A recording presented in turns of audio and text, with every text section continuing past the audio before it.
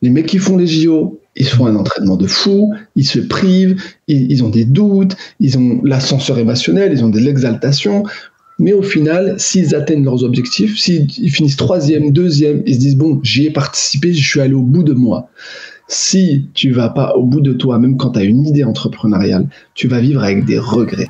Je m'appelle Mohamed Bouclé, je suis vice-champion du monde de lecture rapide et auteur du best-seller Connaissance illimitée. Dans le podcast Connaissance illimitée, je reçois des invités au parcours extraordinaire pour nous montrer que la réussite est à portée de tous. Paix sur vous, bienvenue dans le nouvel épisode du podcast Connaissance illimitée et j'ai l'honneur d'accueillir Raibed qui est très connu si vous ne le connaissez pas, c'est impossible, je pense pas que vous pouvez pas le connaître. Déjà c'est la star de LinkedIn. Sur LinkedIn vous voyez ses posts passer tous les jours. C'est une star de la télé, c'est une star au niveau politique bientôt et il a rencontré Emmanuel Macron, il a même mis des coups de pression. Non, on va pas dire ça parce que sinon si on reprend ce passage et qu'on le met dans d'autres contextes, ça peut nous retomber dessus. Mais voilà, une grande star. Et il est également l'auteur avec sa femme Fatia du livre On lâche rien qui s'appelle La méthode Pape et Pi. On va beaucoup parler de ce livre, je vous le montre, mais je mettrai bien sûr le lien sous la vidéo et également sous les épisodes de podcast sur toutes les plateformes pour que vous puissiez vous le fournir parce que le livre est incroyable. Il donne plein de tips et surtout, il est dans notre état d'esprit d'illimité où on lâche rien. Comment tu vas, Raibed? Merci Mohamed, franchement c'est un honneur, tout l'honneur est pour moi. Franchement c'est toi qui donne énormément de force et qui donne envie d'apprendre. Donc je te remercie beaucoup pour cette présentation qui est très touchante. Avec plaisir, c'est exactement, à chaque fois que j'ouvre LinkedIn, je te vois, je vois tes posts, je vois ton énergie, je dis mais il est trop loin pour moi. Non, je suis là, regarde, on est très proches, on se parle en privé. Non, faut pas que les gens y pensent ça, vraiment, tu me vois beaucoup parce que c'est l'algorithme qui fait ça, mais tu me vois beaucoup parce qu'on travaille beaucoup avec Fatia et parce qu'on a des ambitions fortes, tant pour nous que pour les autres, donc on essaye vraiment de pousser les choses loin. Wow, bravo. Est-ce que tu peux te présenter toi avec tes mots? Parce que moi je t'ai présenté à ma manière, mais je pense que tu auras une présentation un peu plus exhaustive. Ok, bah écoute, alors moi je m'appelle Tariq Raibed. À la base, je suis infirmier. Je me suis reconverti professionnellement avec ma femme quand on a eu l'idée de faire des biscuits en forme de bille, ceci là, tu vois, avec de prendre des biscuits du monde, de les miniaturiser en forme de bille, comme ça c'est la corne de gazelle, tu vois, ça devient une bille corne de gazelle. Et on l'a fait pour plein de biscuits du monde, un biscuit turc, un biscuit breton, un biscuit brésilien, le Béginos. Et on s'est reconverti, donc on est devenu producteur de biscuits. On a vécu une histoire entrepreneuriale qu'on raconte dans ce livre qui s'appelle On lâche rien. Vous aurez absolument toutes les anecdotes qu'on a vécues dans le processus de création et de pérennité de l'entreprise. Et la particularité de notre histoire, c'est que dès le début, on a filmé absolument toute notre histoire entrepreneuriale, on l'a documentée, on l'a partagée, on a créé la première télé-réalité entrepreneuriale sur LinkedIn. Et ce qui fait que ce livre devient spécial, c'est que à chaque fin d'anecdote, pour que vous n'avez plus qu'à scanner le QR code et en fait, ça vous ramène à la vidéo qui illustre les propos. Donc, ça fait vraiment quelque chose de documenté et c'est un livre qui se lit et qui se regarde. Ouais, exactement. On en profite, comme tu l'as dit tout à l'heure, nous, on est comme toi. On veut partager des tips, on veut partager ce qu'on a. Il y a plein de tips à chaque fois. Ouais. Je vois quel tips. Effectivement, à la fin de chaque chapitre, il y a un tips et en plus, il y a le regard, ton regard à toi et le regard de Fatia également. Et on croise et on en parlera un peu parce que on va pas raconter tous les tips qu'il y a dans le livre parce que sinon, les gens voudront plus lire le livre. Mais on va donner quelques éléments qui vont vous donner envie de lire le livre et je vous conseille vraiment de le lire parce que l'histoire qui est assez particulière, vous êtes infirmier, vous n'avez pas du tout le profil d'entrepreneur au début et là, vous avez cette idée incroyable de vous lancer et surtout vous vendez votre maison pour faire ça parce que financièrement c'est pas possible. Comment t'arrives à avoir ce mindset de dire ok déjà je me lance et ensuite j'ai pas d'argent, les banques veulent pas me suivre, il y a déjà Michel Augustin qui est passé par là, comment j'accepte de mettre ma maison en vente pour me lancer? Écoute, en fait, pour comprendre cet acte-là, il faut que tu comprennes d'où on vient avec Fatia. Tu vois, Fatia, c'est une femme qui est issue d'une famille de 10 enfants. Elle a 9 sœurs, donc c'est quand même joli. Ouais. Que des filles. Il y a un garçon. Elle est comme moi, je crois. Moi j'ai 6 sœurs, je suis le seul garçon. On est 7. Mais tu vois, bah, tu comprends le mood. Et quand ils ont grandi, tu vois, en fait, c'était une famille très modeste. Donc, il n'y avait pas à manger sur la table tous les jours. Donc, Fatia, c'est la cadette, c'est la deuxième de la fratrie. Très tôt, elle a dû aller travailler pour subvenir aux besoins de la famille, pour aider ses parents à finir les fins de mois. Donc, elle voulait devenir médecin. Elle a dû étouffer ses ambitions. Elle est devenue infirmière. Elle a réussi à s'accomplir. Mais tu vois, il reste toujours quelque chose en toi quand tu n'es pas allé au bout de tes ambitions. Moi, de mon côté, je suis un enfant handicapé. Je suis né handicapé, je marchais pas quand j'étais jeune. J'ai commencé à marcher à l'âge de 7 ans. J'étais un enfant des hôpitaux Necker. Donc j'étais en fauteuil roulant jusqu'à 7 ans. Et quand j'ai commencé à marcher, revenir dans un système conventionnel avec tous les personnes valides, j'ai dû faire ma place. C'était un peu compliqué pour moi. Et puis tu as toujours le regard de la personne qui boite, la personne qui a un handicap. Et quand j'ai grandi, ça a été compliqué parce que les gens te réduisent à ton handicap en te disant ouais mais tu vas pas y arriver, ouais mais c'est compliqué pour toi, tu peux pas être infirmier, je suis devenu infirmier, tu peux pas être cuisinier, j'ai passé mes diplômes, je suis devenu cuisinier, et du coup quand on s'est retrouvé avec Fatia dans ce chemin-là, à se regarder les yeux dans les yeux et se dire ah mais là on est en train de le vivre pour une fois, mais on le vit ensemble. Les gens vont étouffer nos ambitions. Les banques ne nous croient pas, ne croient pas en nous. La région, pareil, ils croiront en nous que si les banques croient en nous. Donc, tu sais, c'était conditionné les aides de la région à que la banque vienne t'aider, vienne te donner un crédit. Et ben, ce jour-là, on s'est regardé dans les yeux avec Fatiha, on avait réussi à acheter notre maison. Et on s'est dit, bah, tu sais quoi, on va sortir de notre zone de confort et on va créer notre propre chance. On va s'extirper de cette vision que les gens ont de nous et on va leur dire, non, vous avez tort et on va vous le montrer. Wow. Et donc, parce que la maison elle a été achetée en crédit, c'est-à-dire que vous avez remboursé une partie. On avait travaillé comme des dingues depuis qu'on s'était mariés, on avait travaillé en Suisse, on avait réussi. Tu vois, nous, on vit très modestement. Si tu nous connais dans la réalité, tu vois, on est très simple comme personne. Et du coup, on a réussi vraiment à mettre beaucoup d'argent de côté, en travaillant vraiment beaucoup. Fatia, moi, j'ai une femme qui est une je le vois aujourd'hui, et donc dans votre vie d'infirmière, vous étiez comme ça également. On était comme ça, et du coup, on a réussi à acheter notre première maison, et ça a été un accomplissement pour nous, tu vois. Bien sûr. Et du coup, c'était même une sécurité. Tu sais, mes parents, quand je leur ai dit, ah, on a acheté une maison, j'ai un CDI, tu sais, c'est la vision de mes parents, ils étaient tous sécurisés. Quand on leur a dit, bon, on vend la maison et on quitte nos CDI, comment vous avez vécu ça? Parce que moi, je l'ai vécu quand moi je travaillais dans un grand groupe dans le domaine de l'énergie, et quand j'ai dit à mon père, j'arrête, je lâche mon CDI pour me mettre entrepreneur à faire des formations, mon père il a vrillé, comme tu as dit. On a les mêmes parents alors. Famille d'ouvriers, 7 enfants. Tu sais, mon père était maçon, ma mère elle a jamais travaillé.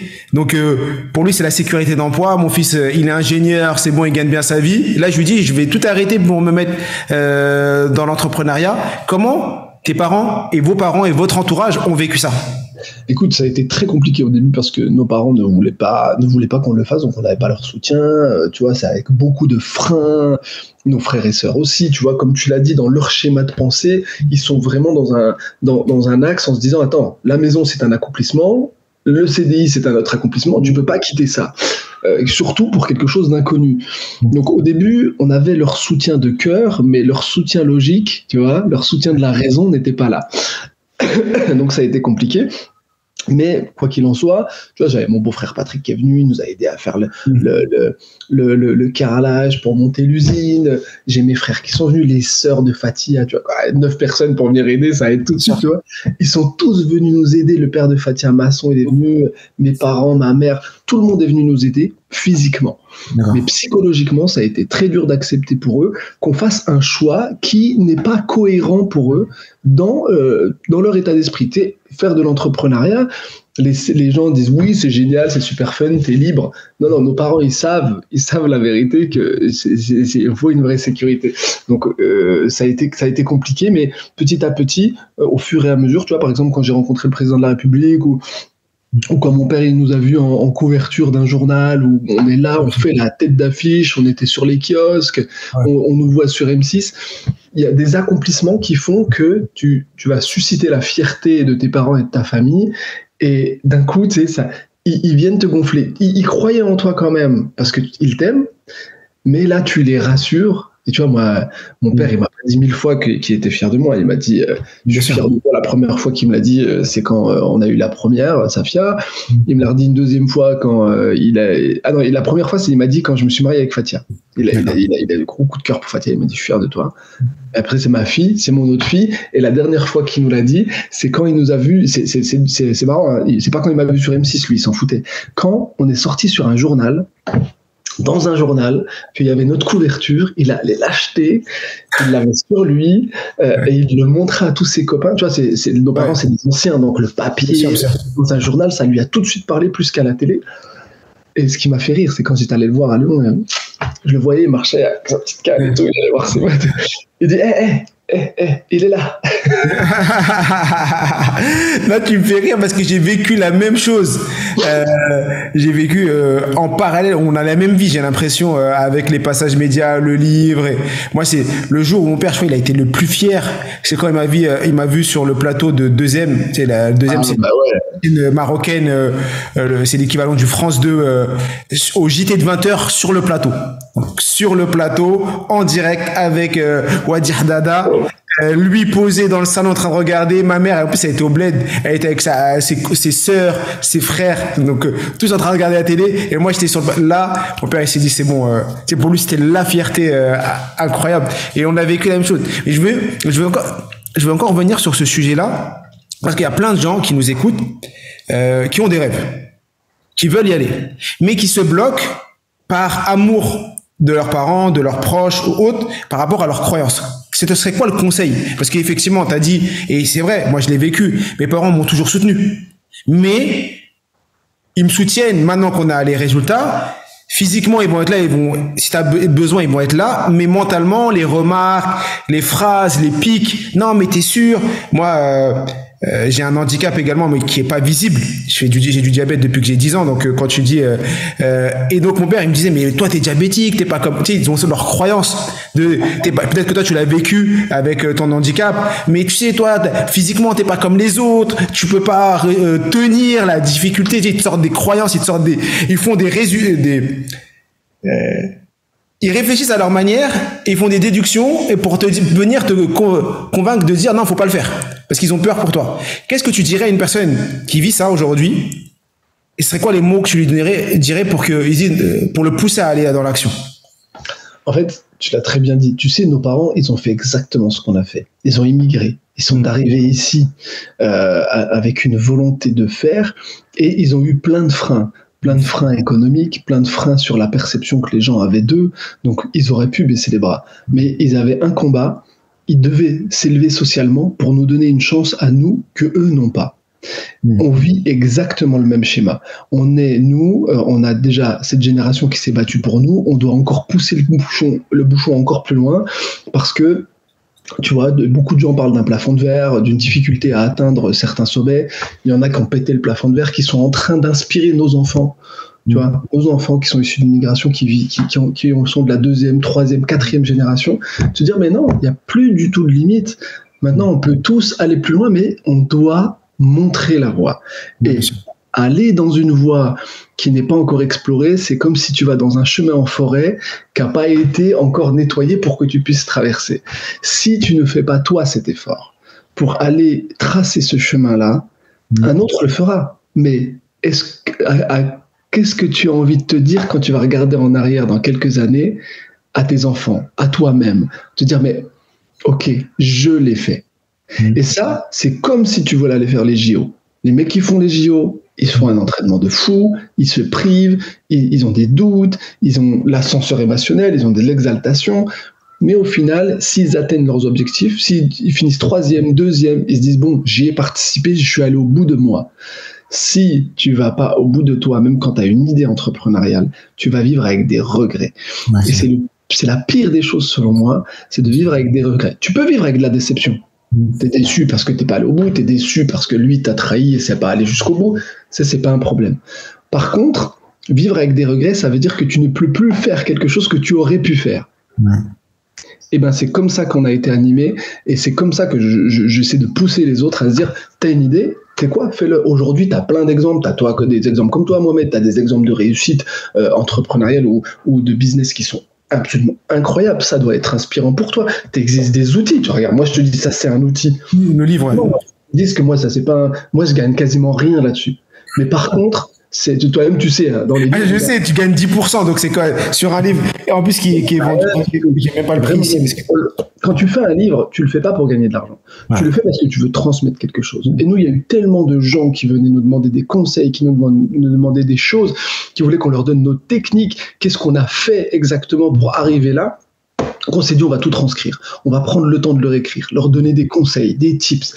Et que ceux qui n'ont pas cette flamme du début de se dire, j'ai peur de déclencher parce que j'ai peur de l'inconnu, va avec ça, tiens, lis ça, déjà ça va te donner envie, ça va te donner des techniques, et aujourd'hui il existe plein de choses pour t'aider à minimiser les risques. T'as Pôle emploi qui va te mettre un système où ils vont te garder tes indemnités, t'as l'intrapreneuriat, ça veut dire que t'es dans ton entreprise et que tu fais un deal avec ton patron et que tu lui dis écoute, je vais créer ma boîte en parallèle que je travaille ici, puis il touche des indemnités, tout ça. Franchement, on est dans un pays où, en vrai, si tu as un doute et que tu n'arrives pas à en déclencher, c'est que tu n'es pas fait pour ça. Ouais, mais vraiment, je te mets une dernière nuance, et toi, tu sais de quoi je vais parler. Si tu fais ce choix-là, de rentrer dans le chemin de l'entrepreneuriat, c'est quelque chose que tu vas devoir assumer parce que c'est compliqué, ça prend énormément d'énergie, ça perturbe tout ton équilibre familial parce que tu passes beaucoup de temps à travailler, parce que c'est pas la même chose que salarié. Même si salarié, ça prend de l'énergie, mais tu peux faire des coupures. Là, si tu ne travailles pas, l'entreprise n'avance pas. Tu vois, et tu es tout constamment dessus. Donc, il faut comprendre que ça va perturber vraiment tout ton quotidien, toute ta vie, jusqu'à un certain moment, jusqu'à que tu réussisses, mais ça va te demander de donner une énergie folle. Donc, c'est vraiment un choix que tu dois assumer. Je suis entièrement d'accord. Il y a un point qui te caractérise en tant qu'entrepreneur. Si moi, quelqu'un me disait, mais Raïbed, pour toi, qu'est-ce qui le caractérise? Moi, je dirais l'audace. Ça, c'est un point, du moins, c'est ma perception extérieure. C'est, t'as une audace incroyable. Comment t'as rencontré le président, comment t'as levé des fonds les premières fois, comment t'as connu tes premiers investisseurs, et plein de choses, tu vois. T'as fait plein de choses. Comment t'as travaillé cette audace? Comment ça se travaille et comment tu l'as eu? Ça se travaille déjà parce qu'il faut pas avoir peur de l'échec. Faut pas avoir peur de se relever quand tu tombes. Il faut te dire que toutes les réussites que tu vois, ça n'a pas été direct. Hein. Bien sûr. Je me suis mangé. Il y a des fois des pitchs que j'ai pas gérés. J'ai été nul à chier, tu vois, vraiment. Donc, du on coup, le voit dans Qui veut être mon associé, et en plus c'est dans le montage ils font exprès, ils te voient, tu parles et d'un coup tu bugs, ils te voient que tu bugs et après Fatia reprend le lead, ils jouent le montage parce que c'est non, mais tu vois, cet extrait là il est caractéristique de notre vie. Enfin, on est deux. Ça m'a donné une force énorme. Moi, tu sais, ma femme, elle m'inspire énormément, elle me charge énormément en énergie, mais c'est surtout que c'est mon premier conseil, tu vois. C'est ma femme, c'est ma confidente, c'est mon amie, mais c'est aussi quelqu'un vers qui je vais aller discuter, je vais lui parler de mes doutes et qui va savoir les accueillir et me donner des conseils pour me pousser vers le haut. Ça, c'est déjà la première chose. La deuxième chose, c'est que je me suis planté plein de fois. Et franchement, au lieu de me dire ouais, je me suis planté, je me dis vas-y, c'est pas grave, j'y retourne. J'y retourne parce que je me dis de toute façon, si je le fais pas, je vais regretter. Et moi, je veux pas vivre avec des regrets. La dernière chose, c'est que tu vois, l'audace dont j'en fais preuve au niveau des gens parce que je considère les gens d'égal à égal. Pour moi, même si c'est un grand patron qui gagne des milliards, ça reste un être humain comme moi. Et il suffit juste de le respecter, comme je respecte tous les êtres humains, et il suffit aussi d'avoir la première accroche. Et les premières accroches, j'arrive moi à travailler ça parce que je me renseigne sur les gens. D'accord. Tu vois, comme nos parents ils nous disaient, vas-y, je vais enquêter. Oui, mais c'est pareil, on enquête. Moi, j'aime beaucoup me renseigner sur les gens. Je ne viens jamais vers quelqu'un que je ne connais pas. Ou si je le découvre, je le découvre. Et j'ai cette capacité, si tu veux, à aller au plus profond des gens. Parce que déjà, à la base, je suis infirmier, mais je suis infirmier en psychiatrie et je suis infirmier spécialisé en analyse comportementale. Où moi, j'aime la psyché des gens. J'aime comprendre les gens, pourquoi ils font les choses, comment ils les ont faites et comment ils sont arrivés là. Et si tu veux toute cette audace, elle fait partie du comportement, mais elle fait aussi partie du mindset. Tu vois, on a osé vendre notre maison. On a osé aller dans le biscuit industriel alors qu'on n'y connaissait rien. On a osé aller déclencher des politiques pour accélérer nos démarches. Mais aujourd'hui, tu vois, on a osé grandir en tant qu'entrepreneur et avoir plus de compétences. Et on a osé lancer une nouvelle boîte en intelligence artificielle, une agence qui s'appelle Miyakito. On a osé lancer... Parce que comme on a aimé les médias et qu'on a aimé ce qu'on faisait, on s'est dit, tu sais quoi, on va oser lancer une boîte de production en audio et visuel. Et aujourd'hui, on développe déjà des programmes qui vont être diffusés dès la rentrée. Donc, c'est que en fait, on se met pas de limite. On se dit, pourquoi pas. Ouais. Et c'est ça, c'est le mindset, c'est toujours dire pourquoi pas. J'y vais, pourquoi pas. Est-ce que tu as une anecdote d'un moment ou d'un truc que tu as fait où tu as énormément d'audace, tu te dis waouh, qu'est-ce que je viens de faire et qui a payé, ou même qui a pas payé, mais une anecdote que tu peux donner pour que les gens, parce qu'il y en a qui vont découvrir toutes ces anecdotes dans ton livre, mais pour leur montrer l'état d'esprit que tu as et que vous avez avec Fatia. Ok, la toute première qui a été game changer, qui a été... Attends, il y a mes enfants. La première qui a été game changer pour nous, tu vois, c'est celle de Anthony Bourbon. Quand je devais lever de l'argent et que je ne connaissais aucun réseau, que Papépi allait très mal à cause du Covid, on a saisi notre chance où j'ai eu Anthony Bourbon au téléphone, je l'ai appelé et puis il m'a tout de suite répondu, mais sa première question, il m'a demandé si j'étais Chronopost. Je lui ai dit oui, je suis Chronopost. Et derrière, il m'a donné son adresse et je suis allé lui livrer un colis qui n'était pas le sien. Et ça a fait qu'on a fait une levée de fonds en 15 minutes où on a récupéré 300 000 euros. Tu vois ?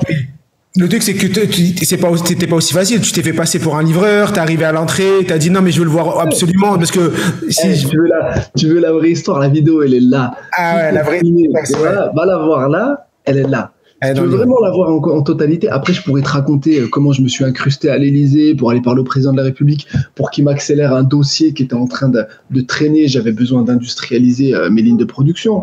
Je peux te raconter comment je me suis retrouvé dans 2500 stations-service parce que j'ai fait un pitch à Patrick Pouyanné de Total Energy et que derrière il m'a ouvert on va s'arrêter sur ce pitch. On va s'arrêter sur celui-ci. Vas-y. Comment on rencontre le boss de Total et qu'on arrive à lui pitcher pour qu'il accepte de te mettre dans 2500 points de vente? Ok. Alors, je suis au salon Vivatech et je me balade et j'étais venu voir certaines personnes. Donc, j'avais réussi mes coups, j'avais parlé avec qui je voulais parler. Et là, en marchant, moi, je suis quelqu'un qui reste très présent dans l'ici et le maintenant. Tu vois, moi, quand je suis sur un événement ou quelque part, je suis très connecté avec ce qui se passe autour de moi. Donc, je marche et là, je vois plein de caméramans, des perches, vers un mec. Je vais voir les vigiles, je leur dis, bon, les gars, c'est qui lui? Et là, les mecs, ils me disent, ouais, c'est le patron de Total Energy. Au début, je relève pas, tu vois, je me dis, bon, le mec, c'est centrale nucléaire, machin, moi, qu'est-ce que tu veux que j'aille faire là-bas? En plus, Vivatech, c'est que de la tech. Ouais. Moi, je continue à avancer, puis d'un coup, je m'arrête, je me dis, ah.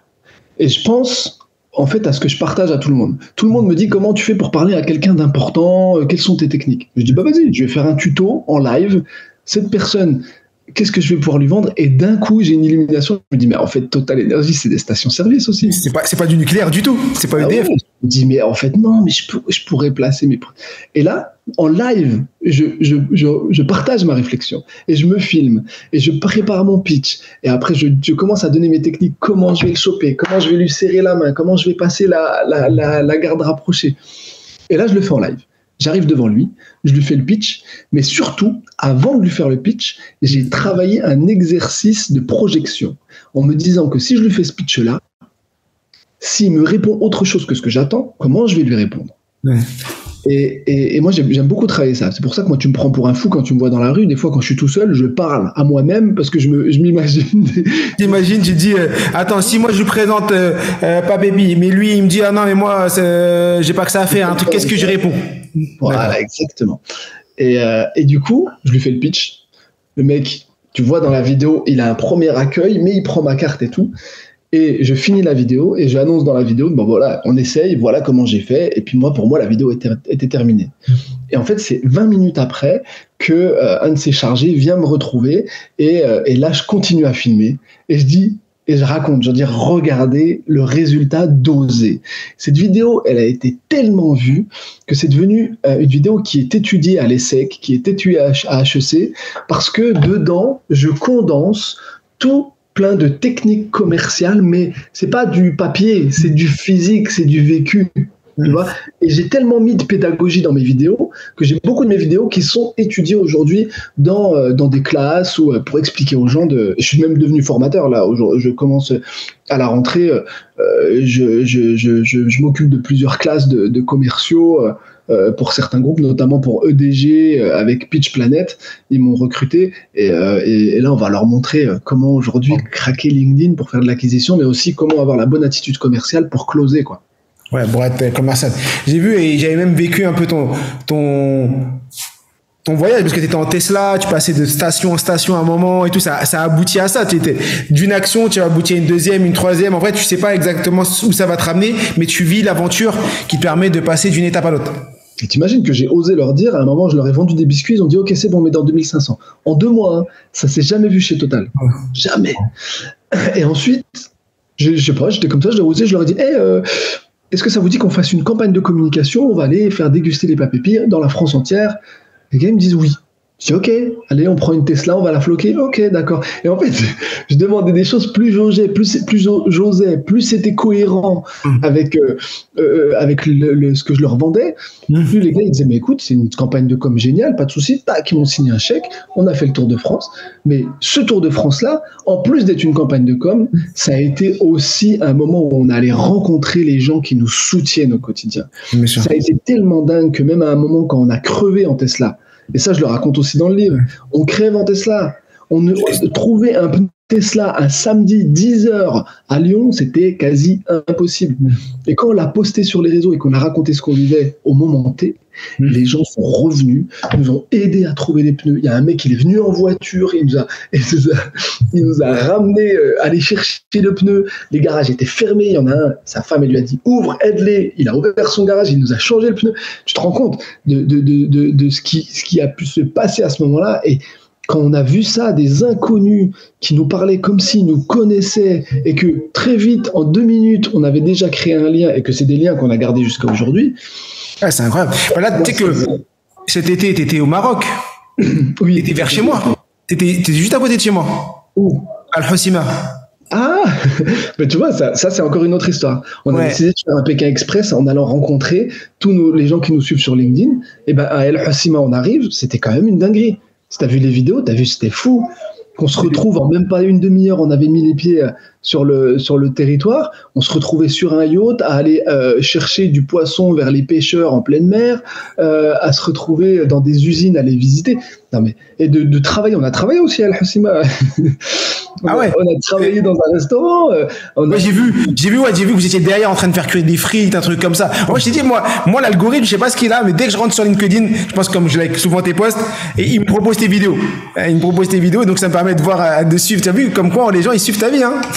Bah écoute, je suis désolé, j'essaie d'être intéressant, mais voilà, moi je partage en toute transparence, mais c'est surtout qu'aussi j'embarque les gens. Tu vois, là on a lancé une nouvelle émission qui s'appelle Blind Invest, donc c'est l'idée c'est de faire tomber les barrières d'accessibilité à l'investissement, parce que nous on n'avait pas de réseau. Tu sais très bien que quand tu es handicapé, quand tu es une femme, quand tu es issu d'immigration ou quand tu n'as pas le profil type, que tu n'as pas fait de grandes écoles, en vrai, lever de l'argent, c'est compliqué.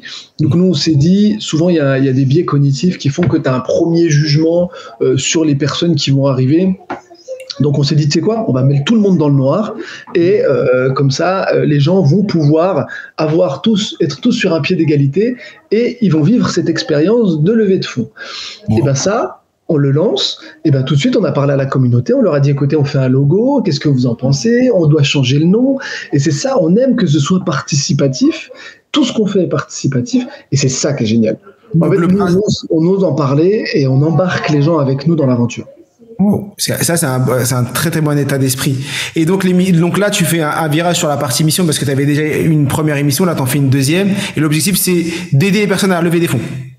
Mais celle-ci, c'est d'aider les gens à rencontrer des investisseurs qui peuvent booster leur business. Il y a celle-ci. Il y a l'autre, on a créé un rendez-vous entrepreneurial qui s'appelle Et pourquoi pas. Et ça, on crée un rendez-vous que nous a manqué. C'est-à-dire, on a créé un peu un mélange entre le TPMP et Stéphane Plaza. Donc, tu vois, c'est un plateau, on fait venir des chroniqueurs et ils vont pouvoir parler d'actualité business, mais en même temps, il y a beaucoup de pédagogie autour de ce programme et c'est ce qui fait que ça nous manquait. Moi, tu vois, quand je finis ma journée, de regarder une émission où on parle un peu business, mais avec des bons conseils, des bons tips, où on voit des gens qui sont inspirants, ça me manquait. Donc, on a créé ces deux-là, il y en a d'autres qui arrivent encore, mais tu vois, là, c'est les deux qui arrivent là. Ouais. Toujours sur tout est sur YouTube pour que les gens puissent aller voir. Pas que sur YouTube. Je peux pas te les annoncer. Mais non, mais pour l'instant, il y en a des choses qui sont déjà. Rien n'est diffusé. Ça commence à être diffusé à partir du 13 septembre sur LinkedIn, sur YouTube, sur tous les réseaux sociaux. Il y a aussi Bismart qui est rentré dans la boucle et qui veut diffuser. Il y a des journaux partenaires comme Eco Réseau Business. Ensuite, là, on est en train de discuter avec Netflix et Prime pour voir comment on va pouvoir pousser ensemble les programmes plus loin. Wow. Il y a un sujet, c'est super passionnant. Il y a un sujet que je voulais aborder avec toi, c'est le sujet de l'éducation et de l'école. Parce que tu en parlais au début. Je pense que c'est un sujet qui te parle et qui me parle énormément. C'est quoi, toi, ta vision de l'école aujourd'hui? Comment, avec le recul, c'est quoi ta vision de l'école? Petite pause pour te dire que si ce podcast te plaît, like et abonne-toi pour recevoir encore plus de contenu. Écoute, moi, comme je te l'ai raconté, je suis un enfant des hôpitaux Necker. Donc, quand j'ai été jeune, j'étais au CNED. Tu sais, j'avais un prof personnalisé. J'ai pris beaucoup d'avance. Tu sais, quand t'as qu'un prof pour toi, tu prends de l'avance. Et quand je suis revenu en système conventionnel, j'étais en primaire et de me mettre dans une classe, moi, avec des élèves qui, eux, avaient besoin d'entendre 3, 4, 5 fois les mêmes explications, j'avais pris un temps d'avance. Donc j'étais quelqu'un qui bavardait beaucoup, qui bavardait avec mon voisin, donc je le mettais sûrement en échec scolaire, tu vois. Mais du coup, j'avais ça. Et je parlais beaucoup. Donc les profs m'engueulaient souvent. Mais en plus de ça, comme j'avais un handicap, je faisais comme les magiciens, tu vois. J'essayais de ramener tout le monde vers ma bouche, vers ma manière de parler, ma manière vite, rigolote, tu vois, pour que les gens ne me voient pas à travers mon handicap. Et tu demandes à des gens qui étaient au collège, au lycée avec moi, tu leur dis Raibed, il avait un handicap, ils vont te dire non mais t'es sérieux quoi, il n'y avait pas de handicap. C'est que j'avais réussi mon coup. Mais ça a double tranchant, parce que j'avais une personnalité assez exubérante, assez différente, et du coup j'ai toujours eu des bonnes notes à l'école, mais par contre les profs ne m'aimaient pas. Ils avaient du mal avec moi, ce que je comprends, tu vois. J'ai 30 élèves plus un qui est compliqué, où il n'y en avait pas qu'un qui était compliqué, mais bon, c'était difficile. Je me suis même fait agresser, je me suis fait étrangler par un professeur en 6e. Quand je suis passé sur M6, il y a une fille de ma classe qui m'a écrit, qui m'a dit « Mais je me rappelle, c'est toi, tu t'étais fait étrangler par le professeur. » Il n'a pas eu de sanction parce que, tu vois, moi j'étais apeuré, j'avais peur que mes parents m'engueulent parce que je me suis fait étrangler par un professeur. C'était compliqué, tu vois. Donc, pourquoi il t'avait étranglé? Parce que je bavardais beaucoup, puis je voulais pas écouter ce qu'il disait, puis ça reste un être humain, donc il a été dépassé par ses émotions, et sa réaction, ça a été de me soulever, il m'a étranglé devant tout le monde jusqu'à qu'il se reprenne son calme, il m'a posé, et du coup, moi, j'ai été un peu traumatisé là-dessus, mais ça a nourri une méfiance et une adversité face au professeur, tu vois. Je me suis dit, ah ouais, vous êtes comme ça, d'accord, je vais continuer à être comme je suis, et j'ai développé cette personnalité. Ça a été compliqué l'école pour moi, mais j'ai réussi à atteindre mes objectifs parce que j'étudiais, parce que j'ai réussi à avoir des bonnes notes, et j'avais des parents aussi qui m'ont dit, je te lâcherai pas tant que t'as pas un bac, tu vois. Et après, j'ai eu le bac, je me suis dit, je vais devenir infirmier pour rendre ce qu'on m'a donné, et parce que j'aimais ce métier-là. Donc, si tu veux, déjà, ça a été la première chose. Mais c'est ça que j'ai envie de te dire, c'est compliqué parce que aussi, là maintenant que je suis entrepreneur, ce que je me rends compte, c'est que par rapport à Internet, par rapport à tous ces entrepreneurs qui transmettent leur savoir, tu peux apprendre énormément de choses en dehors du système scolaire. Tu as besoin de la base, tu as besoin de toutes ces bases-là. Par contre, pour te spécialiser, pour aller au bout de tes ambitions, tu es obligé d'aller chercher de l'information ciblée. Et le seul truc où j'ai appris en grandissant, c'est que parce que moi, tu sais, j'ai eu mon bac, mais après, je suis devenu alternant pour devenir chef de cuisine. Et l'alternance, ça avait de très mauvaise image. Un CAP, un BP, tu vois, mes parents disent non, mais attends, on va faire des vraies études. Alors qu'aujourd'hui, je me rends compte que c'est la meilleure école. Tu étudies et en même temps, tu vas sur le terrain et tu te confrontes à ton futur métier. Et ça, cette manière de voir les choses dans l'alternance, je l'ai ramené après dans l'entrepreneuriat où je me suis dit, mais attends, j'ai beau être entrepreneur, j'ai beau avoir ma boîte. Toi, dernièrement, il fallait que je monte une boîte de production parce que je ne savais pas la faire et qu'il fallait que j'aille au bout des engagements que j'avais avec l'ordre des experts comptables. Je suis resté 5 mois en tant qu'entrepreneur dans une entreprise qui s'appelle Hoopercast, où le fondateur, quand je lui ai dit ce que je voulais verser, il m'a dit, vas-y, pas de souci, je vais te former. On n'avait pas de contrat ni rien, mais tous les jours, au maximum, j'essayais d'aller dans la boîte de production, je regardais comment ils faisaient des émissions, c'était quoi le rôle de chacun. Il m'a appris tout le métier et en même temps, à côté, je travaillais pas pépi et mes autres sujets, tu vois. Ouais.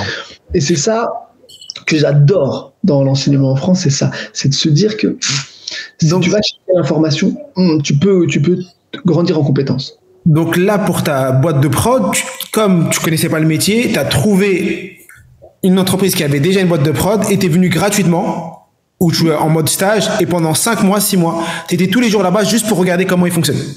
Pour tout. Donc tu t'es fait ta propre alternance tout seul. Je me suis sans papier ni rien, ok. C'était pas forcément légal, mais on n'avait pas le temps. Et franchement, j'ai appris. Et aujourd'hui, tu vas voir une émission comme ça. Aujourd'hui, c'est. Ouais. Moi, je t'ai coupé. Je peux répéter parce que peut-être. Après, là, tu vois, aujourd'hui, ils m'ont beaucoup aidé. C'est devenu des partenaires. C'est avec eux que je produis mes nouvelles émissions en production exécutive. Moi, je suis le producteur. Et franchement, c'est une expérience humaine absolument incroyable. Ça, c'est un enseignement incroyable pour tous ceux qui nous écoutent. Exemple, on a un objectif, on veut faire telle ou telle chose, on trouve des personnes qui font la même chose que nous et on leur propose nos services gracieusement en disant, moi j'ai déjà eu des personnes que je connais qui m'ont dit, moi je voulais ouvrir une pizzeria. Comme je connaissais rien, je suis parti voir un pote qui avait une pizzeria ou ça peut être un pote ou quelqu'un et je dis, voilà, moi je travaille pendant 3 mois gratuitement dans ta pizzeria. Tu me payes pas, je suis là, je fais les horaires et le but, c'est de tout apprendre. Apprendre comment la production, comment on fait des pizzas, gérer les stocks. En vrai, t'apprends tout. Et donc, c'est ce que t'as fait toi après le bac parce que t'es parti en cuisine et après t'as fait l'infirmier, c'est ça? Alors moi j'étais infirmier et en fait pendant ma 2e année d'infirmier à la fin j'avais pas assez les moyens pour payer ma dernière année. Je suis allé bosser en tant que serveur, tu sais, pour avoir les ACDIC, pour avoir le financement de ma dernière année.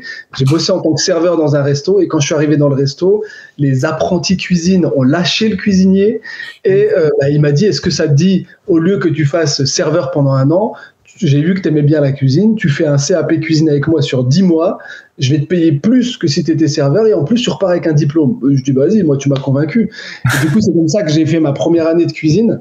Et après, j'ai demandé à mon école d'infirmier de pouvoir pousser 2 ans, mettre mes études d'infirmier en suspens pendant 2 ans. Et pendant 2 ans, je me suis formé chez des étoilés, chez des gastros. Et après, j'ai pris mon diplôme et j'ai même lancé un resto. J'ai réhabilité un resto la dernière année. Et après, je suis retourné à l'école d'infirmier. J'ai fait ma dernière année d'infirmier. J'avais un double diplôme en 2013. Et après, je me suis regardé, je me suis dit, qu'est-ce que je fais maintenant? J'ai pris mon sac à dos, je suis allé m'installer à Lausanne. Et c'est comme ça que j'ai commencé ma carrière d'infirmier en milieu carcéral. Ok, non mais c'est fou tes aventures, tu passes d'un côté à l'autre. En fait, on voit que tu aimes bien rebondir et que pour toi, parce que moi dans ma tête c'était chronologique et non, c'était pas chronologique, c'était en parallèle. C'est un peu t'as 10 vies en même temps. C'est bien parce que les personnes qui nous écoutent peuvent se dire en vrai la seule limite c'est la limite que je me donne, parce que certains se diraient ah non mais moi j'ai déjà un projet, je vais pas faire un deuxième, un troisième, et toi t'es bien capable. Et quand on a envie, on peut être capable de faire ça et en même temps après regarde maintenant t'es en couple, t'as des enfants, t'as 2 enfants, t'es papa et tout, et donc mutualiser et faire plein de choses en parallèle, c'est incroyable. Il y a la dernière chose, tu vois, moi les gens m'ont dit que on avait souvent tendance à me dire ouais tu te disperses. Aujourd'hui, j'ai plutôt envie de te dire que je suis en train de me diversifier. Et si tu regardes, en fait, ce qui est très important, c'est de trouver votre ligne rouge. Moi, ma ligne rouge, elle est simple, hein, c'est l'entrepreneuriat, la transmission des connaissances et l'humain. Et ça, c'est ma ligne rouge qui me guide dans tous mes choix et dans tous les business que je lance. Et si tu regardes aujourd'hui, j'ai une entreprise d'intelligence artificielle qui va aider les entrepreneurs ou les entreprises en implémentant du service avec Miakito, en implémentant des agents autonomes pour les aider à gagner du temps, gagner en productivité pour améliorer les conditions de travail des employés et faire plus de chiffre d'affaires. J'ai un média où je suis en train de créer des émissions, tu vois, je fais une émission pour les entrepreneurs, un talk show où on va pouvoir donner des informations, donner des tips et faire venir les personnes pour les mettre en lumière. Je fais l'émission pour la levée de fonds, pareil, tu vois, je redonne accès aux entrepreneurs. Et derrière, j'ai Papépi parce que c'est mon bébé avec Fatia au début. On faisait le biscuit et ça nous permet on reste logique. C'était notre première entreprise, Papépi. C'est celle qui nous a permis de développer des compétences. En fait, il y a juste des gens qui oublient. Il y a les gens, ils oublient une chose, c'est qu'en fait, entrepreneur, c'est comme une vie. Tu vois, quand tu es petit, quand tu es adolescent, tu as certaines compétences et tu as une certaine vision. Tu grandis, tu deviens jeune adulte, tu as acquis plein de compétences et tu as une autre vision et tu veux faire d'autres choses. Tu deviens adulte, tu deviens une personne âgée. Tout le temps, tu évolues et tu prends des chemins différents. Et il ne faut pas avoir peur de se dire, OK, j'ai commencé, j'étais designer, je finis, je suis sculpteur, ou bien je continue et je viens de créer une auto-école. Vas-y, c'est pas grave. Tu peux avoir 10 vies dans une vie. En fait, il faut que ce que tu fais sur le temps T, tu kiffes. C'est le schéma en vrai de l'école où tu fais un circuit, tu vas jusqu'au bac, tu fais un bac S, après tu fais 5 ans, je sais pas, d'études. Exemple dans mon domaine, moi c'était l'ingénierie dans le domaine de l'énergie. Je te dis attends, ça s'appelle le biais des coûts irrécupérables. C'est que tu as tellement investi de temps que tu dis ah non mais j'ai déjà fait ça pendant 5 ans, je vais pas perdre tout ça. Et donc, tu dis, bah, forcément, je vais être ingénieur dans ce domaine parce que sinon mes 5 années d'études vont à la poubelle. Alors que c'est complètement faux.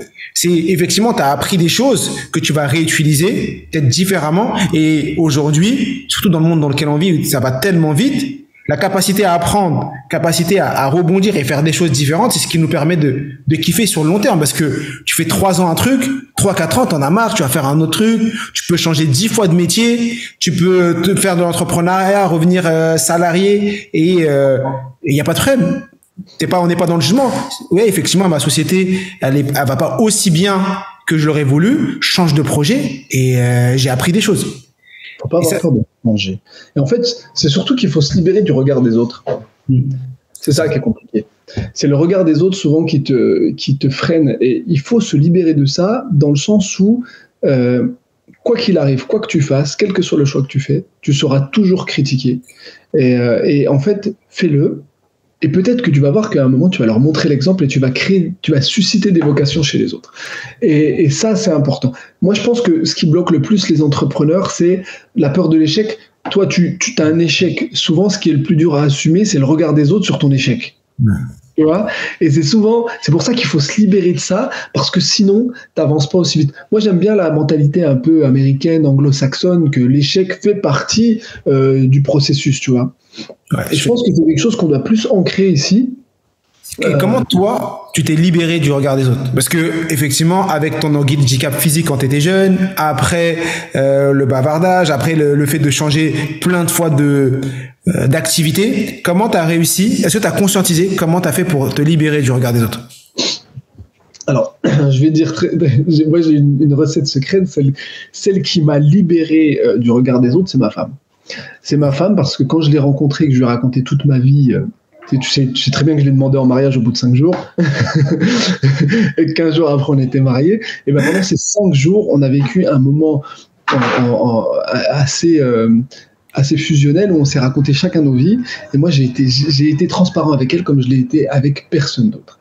Et en fait, quand elle m'a regardé et qu'elle m'a dit, écoute, je t'aime comme tu es, j'aime celui que tu es. Les mots ont eu un impact où ça a déverrouillé des barrages chez moi, ça a libéré des ambitions et du coup je me suis senti bien. Et tu vois, en fait, c'est ça, je pense, qui résume bien comment je me suis libéré du regard des autres, c'est que je sais que chez moi, quand je viens ici, j'ai quelqu'un qui m'aime, j'ai quelqu'un qui va me supporter quoi qu'il arrive, donc je ne suis pas seul. Et la meilleure manière de vous libérer, je pense, en tant qu'entrepreneur, c'est de ne pas être seul. Moi, j'ai beaucoup d'admiration pour les entrepreneurs qui entreprennent seuls, qui sont des solopreneurs, qui sont à la tête de boîtes où ils sont seuls. Et je les admire parce que je ne sais pas si j'y serais arrivé.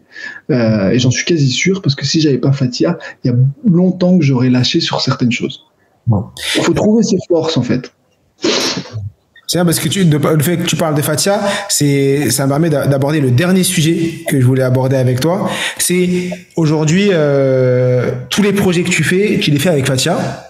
Et vous avez monté Papépi ensemble, plein de projets, vous les avez fait ensemble. Et comment tu vis avec un associé qui est à la fois ta femme, ton amie, ta confidente? Comment vous vivez cette double casquette vie pro et vie perso? Écoute, si je te disais que tout était facile, je serais un menteur. C'est très compliqué parce que, en fait, c'est une vie de couple. C'est quelque chose qu'on partage. Avant, on était en intimité, et quand tu es salarié, que chacun travaille de son côté, quand tu as des problèmes au travail, tu rentres à la maison, tu fais la scission. Là, le problème, c'est que quand tu as un problème au travail, je te rappelle que c'est ma PDG, donc, quand on s'embrouille au travail, on arrive à la maison, dans la cuisine, l'embrouille, elle continue.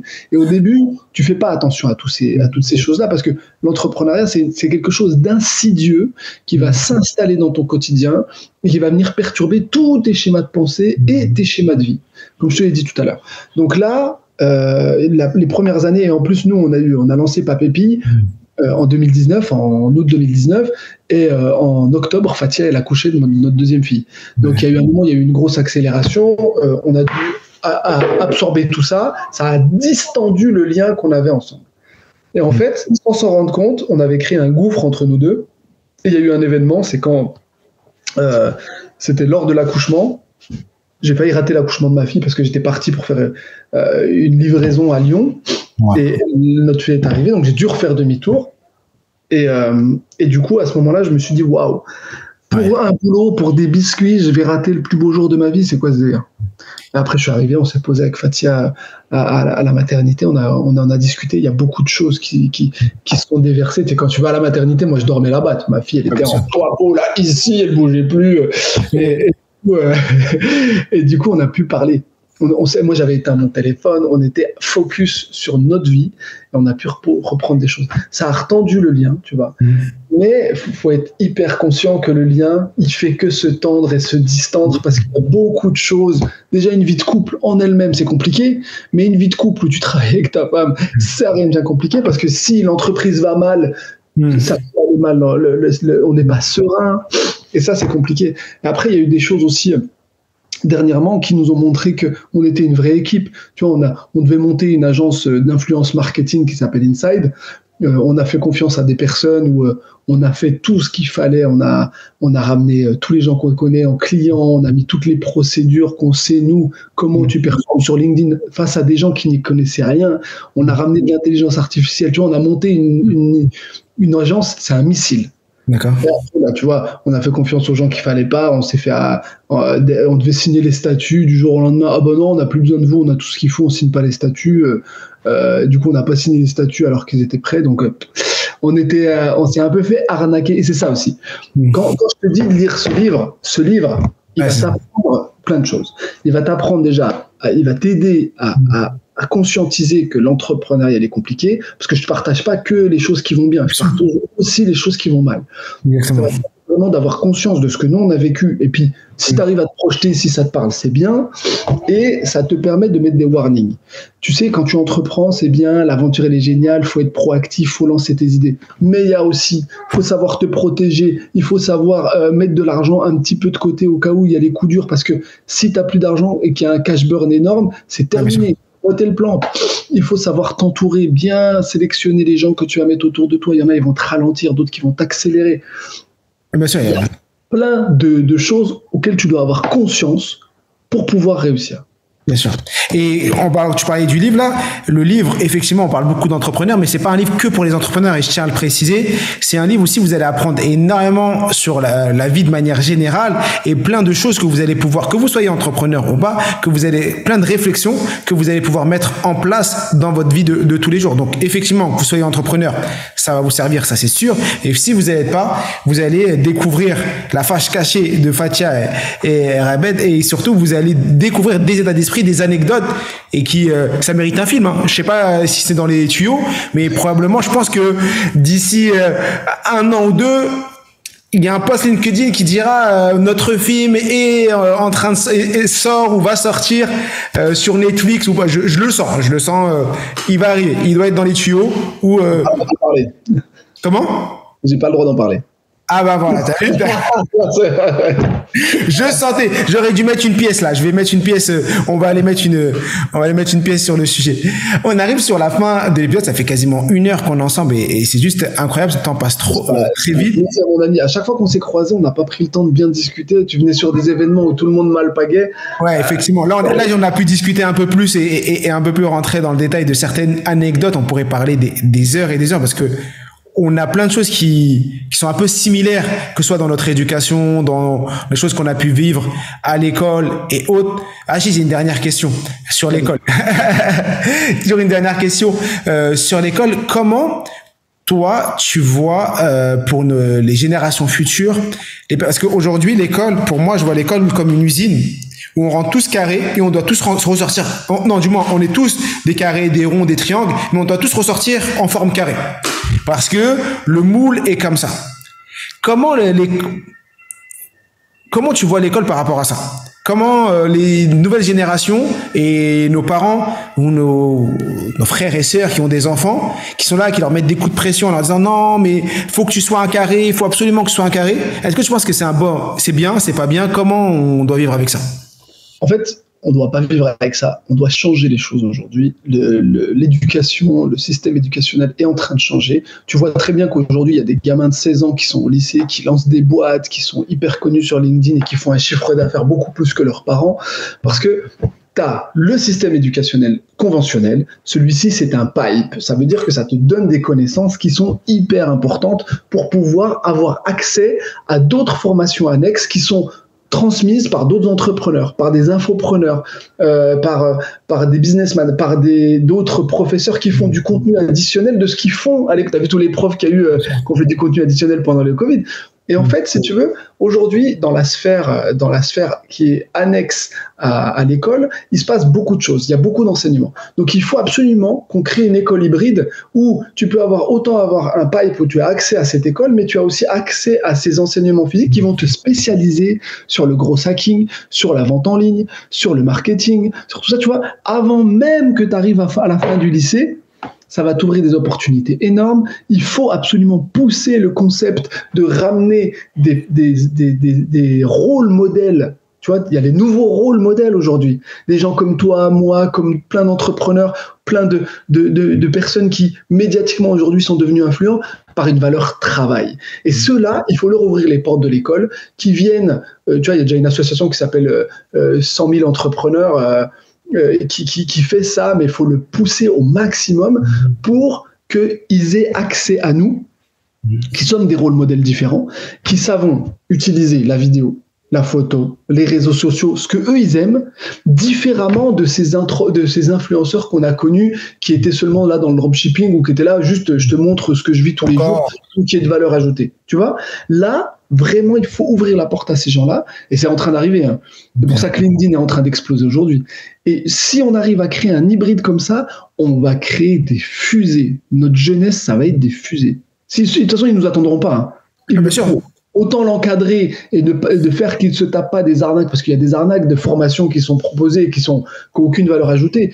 Si seulement l'éducation nationale, l'État, il venait mettre son nez là-dedans, et pour une fois, au lieu d'être en retard, ils sont en avance et ils se disent attends, on va encadrer tout de suite, comme ça on leur donne les meilleures formations complémentaires, au lieu de leur dire démerdez-vous, nous on vous donne ce qu'il y a, et puis après le reste c'est votre problème. Je suis entièrement d'accord avec toi. En plus, surtout les nouvelles générations, nous, on a vécu avec la peur du lendemain. La peur de si j'ai pas d'argent, nos parents, ils sont arrivés, ils avaient pas forcément beaucoup de moyens. Les nouvelles générations, ils ont pas cette peur du changement. Ils ont pas la peur du lendemain. Ils sont là, ils vivent.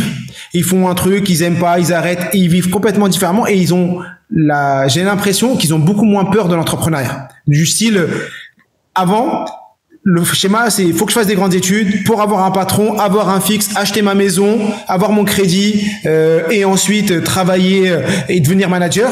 Maintenant, les nouvelles générations, c'est moi, c'est d'abord moi. Est-ce que je suis bien? Est-ce que je suis heureux? C'est mon bien-être personnel. Est-ce que je peux faire mon sport? Est-ce que je peux kiffer? Et l'état d'esprit a complètement changé et donc les gens vont plus faire de l'entrepreneuriat, des choses qu'ils aiment.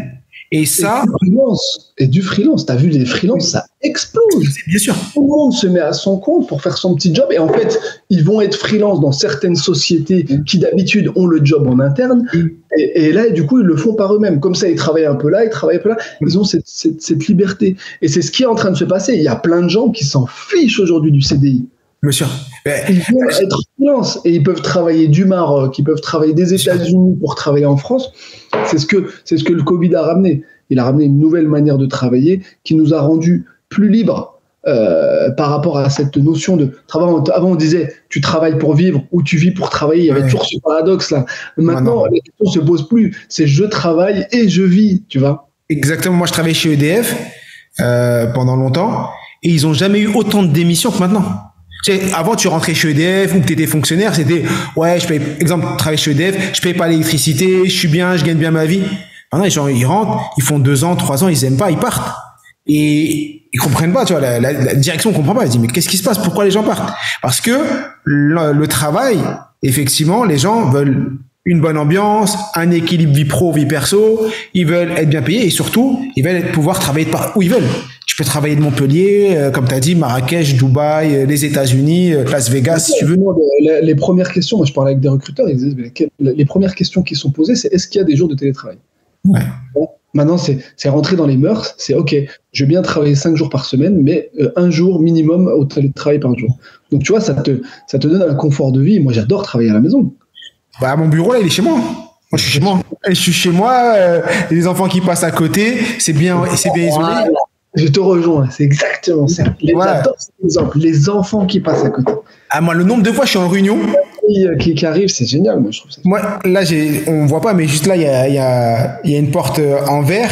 Et donc, mon fils vient à la porte, il me fait un petit coucou, il vient me regarder. Et le nombre de fois, je les regarde. Et des fois, quand je fais mes petites pauses, bah, tu ouvres, tu vas les voir, tu reviens. Et donc, j'ai associé les deux. Et mes enfants m'ont jamais vu, m'ont toujours vu travailler à la maison, quasiment.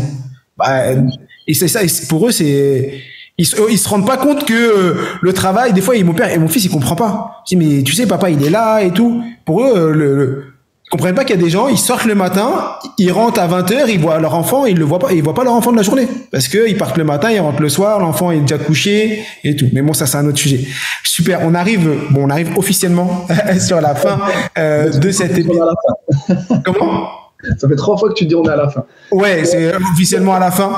Donnez-nous de la force. Yes. Ce bouquin, il serve. Moi, j'aimerais vraiment après, si on arrive à le faire le vendre, si on arrive le best-seller, j'ai vu avec la maison d'édition, on va en pousser gratuitement dans certaines écoles. Donc, il faut vraiment qu'on arrive à en vendre 15 000 et on en pousse gratuitement dans des écoles. Un best-seller, c'est 10 000, mais on est là pour ça. On va y arriver encore plus aisément. Best-seller, c'est 10. Best-seller, c'est 10. Donc, je vous invite tous, bien sûr, je vous mettrai le lien Amazon sous la vidéo, sous les différentes plateformes de podcast. Le livre On lâche rien chez Vuber. Le livre, il est juste incroyable. Je vous invite vraiment à vous le procurer pour vous. Une fois que vous l'aurez lu, vous pourrez même l'offrir à votre entourage. Si vous savez qu'il y a des gens qui sont... Tu sais, je m'engage. Si celui qui lit ce livre-là, il me dit, c'est un livre pourri, j'ai rien appris, je vous promets, je m'engage devant Mohamed là, je te rembourse. Je vous envoie un remboursement. Voilà. Même si lui, il touche que 1 euro sur le livre, il vous rembourse quand même. Il vous rembourse les cas. Donc, il est à perte, hein, je vous le dis. Il gagne 1, il rembourse, je sais pas, il est vendu combien parce que j'ai plus le prix. Je crois qu'il n'y avait pas le prix. Il y a 19,90, un truc du genre. Ah, voilà, 19,90. Mais franchement, moi, ce que j'adore dans le livre, je pense que les gens qui écoutent ici, on sait qu'il y a énormément de lecteurs et c'est pour ça que vous aimez énormément les livres. Tu rentres dans l'intimité d'une personne. Tu vas aller, parce que quand tu écris un livre, tu dois réfléchir comment la personne va bien comprendre. Tu vas mettre uniquement les choses les plus importantes, parce qu'il pourrait faire 10 livres, mais ils en ont fait que 1. Et vous allez apprendre en 1 livre, donc peut-être en 2 heures de lecture, ce que ils ont vécu en 10 ans. Et ça, c'est juste extraordinaire. Donc, à vous de jouer. On compte sur vous. Merci, Aymed, pour cet épisode, de nous avoir partagé toutes ces pépites. N'hésitez pas à aller suivre. On mettra également ses réseaux, LinkedIn, Insta. N'hésitez pas à aller le suivre, lui donner de la force. Est-ce que tu as un dernier mot de la fin? Un dernier mot de la fin. Si vous voulez nous soutenir, je vous laisse aller sur la page YouTube de Et pourquoi pas, et celle de Blind Invest, B-L-I-N-D Invest, et allez liker et vous mettre, surtout vous abonner, mettre la petite cloche, parce que là on lance vraiment des émissions, on n'est pas producteur, donc ça veut dire là on va au combat contre un énorme monde qui forcément ne laisse pas la place à la concurrence, donc il faut vraiment se battre pour la prendre. Donc si vous voulez soutenir ces initiatives qui sont vraiment inclusives, et en plus petite info, petite chose que je te donne en avant-première, c'est que le présentateur de Blind Invest, de investissement à l'aveugle, c'est une personne malvoyante. Donc tu vois, on est vraiment dans l'insertion et vous allez voir, les candidats sont magiques. Wow, bravo. On va mettre également les liens des vidéos, des chaînes YouTube sous tout ça. Allez, à très vite. On compte sur vous. Et comme toujours, je suis tué. Nous sommes tous illimités. Merci, Rêve. Limite, les amis.